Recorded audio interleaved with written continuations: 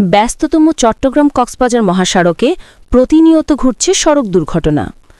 চকরিয়া, নলবিলা, ডলমপীর মাজারের সামনে সড়কের দুপাশে শোল্ডার ভরাটে ব্যবহার করা হয়েছে পাহাড়ের কাদামাটি। গত ২১শে সেপ্টেম্বর কক্সবাজারগামী একটি এসি বাস হঠাৎ নিয়ন্ত্রণ হারিয়ে শোল্ডারের কাদামাটি চাকা পড়লে বড় দুর্ঘটনা থেকে রক্ষা পায়। সড়কের রাস্তার দুপাশে ভরাটের বিশাল বাজেট হরিলুট করা হয়েছে বলে জানিয়েছেন স্থানীয়রা। এ বিষয়ে চকরিয়া উপবিভাগীয় সড়ক উপসহকারী প্রকৌশলী সহজ মোহাম্মদ কুতুবউদ্দিন তালুকদারের সাথে যোগাযোগ করতে গেলে অফিসে তালাবদ্ধ থাকায় কোনো সুনির্দিষ্ট তথ্য মেলেনি।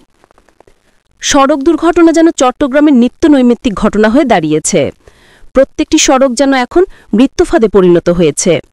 নগরীর ব্যস্ততম সড়ক থেকে শুরু করে জেলার প্রত্যন্ত অঞ্চল কোথাও নিরাপদ নয় মানুষ। প্রতিদিনই ঘটছে ছোট বড় দুর্ঘটনা।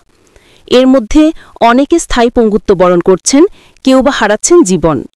একের পর এক এ দুর্ঘটনাগুলো কেবল সংখ্যা নয়, প্রতিটি ঘটনায় এক একটি পরিবারের স্বপ্নভঙ্গের করুণ চিত্র লুকিয়ে রয়েছে।